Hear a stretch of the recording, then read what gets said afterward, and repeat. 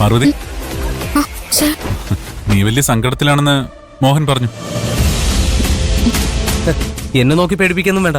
നിന്റെ വിഷമം കണ്ടിട്ടാ ഞാൻ കൈലാഷ് സാറിനോട് പറഞ്ഞത്. പ്രിയന്റെ അമ്മ പറഞ്ഞു തന്നെ ഓർത്തോണ്ടിരുന്നിട്ട് എന്താ പ്രയോജനം? ആ അമ്മ പറഞ്ഞതില് 1% പോലും സത്യമില്ലെന്ന് നിനക്കറിയില്ലേ? അതുകൊണ്ടൊന്നല്ല സർ. അതുകൊണ്ട് തന്നെയാ കൈലാഷ് സർ. പ്രിയന്റെ അമ്മ പ്രായമായ സ്ത്രീയല്ലേ, അതുകൊണ്ട് അതിന് അത്ര പ്രാധാന്യം കൊടുക്കണ്ടെന്ന് ഞാൻ ഇവളോട് പറഞ്ഞതാ.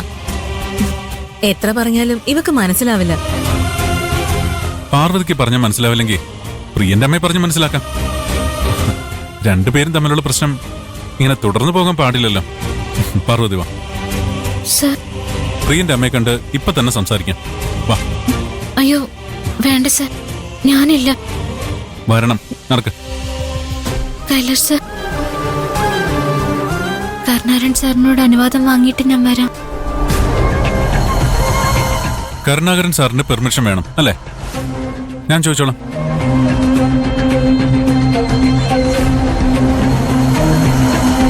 ആ, കരുണാകരൻ സാർ, പാർവതിയെ പ്രിയന്റെ വീട്ടിലേക്ക് കൂട്ടിക്കൊണ്ടുപോകാൻ എനിക്ക് സാറിന്റെ പെർമിഷൻ വേണമായിരുന്നു.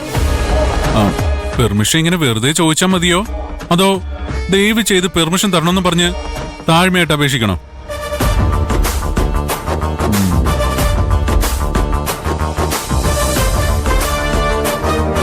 വരൂ പാർവതി.